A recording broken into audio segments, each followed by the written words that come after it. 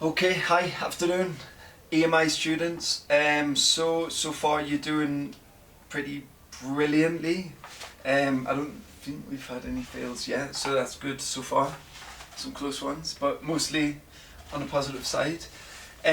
So now, last week was one of my modules. So we looked at the language for small groups and practical sessions and all of the things that involve that. In the meantime, I'll be grading your assignments for that over the next few days so we can see how we did that. Now moving on to 4, okay? So, 4 is going to be language for tutorials and supervision, okay?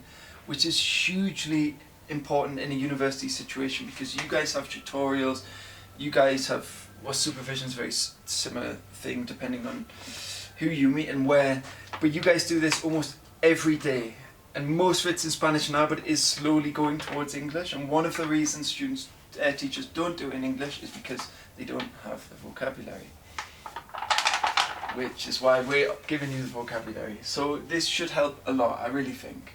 It's it's simple, and it's on the premise that the students' English isn't great either. So it's quite basic language, so you can just, communicate with your students in the seminars or in the kind of one-on-one meetings that you have with them, okay? So the first bit of this is we're going to be setting goals and expectations,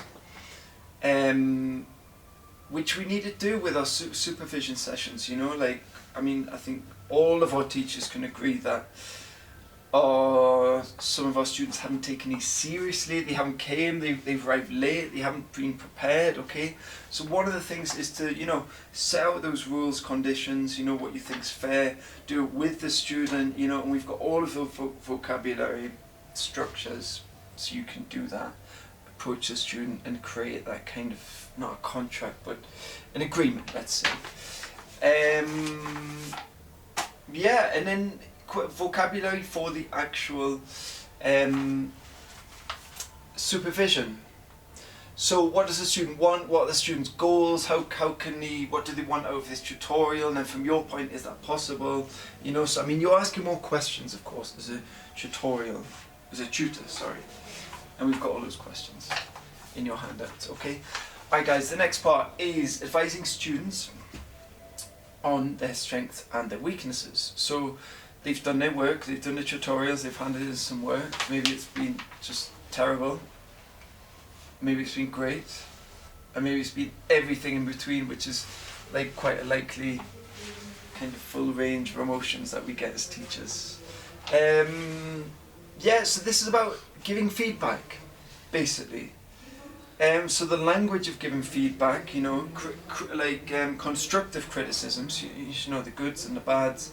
And then moving beyond that, because the students need more than that, they need to understand how can they apply and put that feedback into action. So that's the first 2 parts, okay? Alright, there's 2 more before we finish. Then the next one is about problems and solutions, which are inevitable, okay? What if students are dominating seminars? What if they're asking for too much from their tutorials, too much from their teachers, too much from their classmates?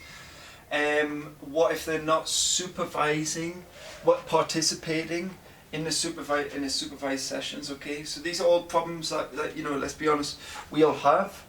So we provide a lot of strategies and language to help deal with that, and a lot of it comes from the group of students as well, which is far more effective than a teacher just sitting in the front and telling someone off. Okay, alright, the final part, okay, is about focusing on the individual student. Okay, so what questions and what vocabulary and what activities can we do to create more autonomous, independent learners? Okay, and research is a huge part of that, which we're going to be looking at. And then techniques and language for personalising supervision sessions to individual students and their work. And you're working with them, on their ideas, their essays, their thesis, hopefully, if they go that far. Yeah. And this is important because, you know, the future modules of this EMI will look more at those specific parts, okay? This is just a kind of introduction. Okay guys, before we finish, in terms of international professorship, this part is of particular relevance because, you know, developing the students and their thesis work, a lot of the students are from different countries. This is perfect practice for when you as a teacher might be working in different countries, presenting work, working in universities, or with foreign students here, okay? The final thing I need to say is good luck, and you're graded on these activities, so please do your best, okay? Guys, have a good afternoon and thank you.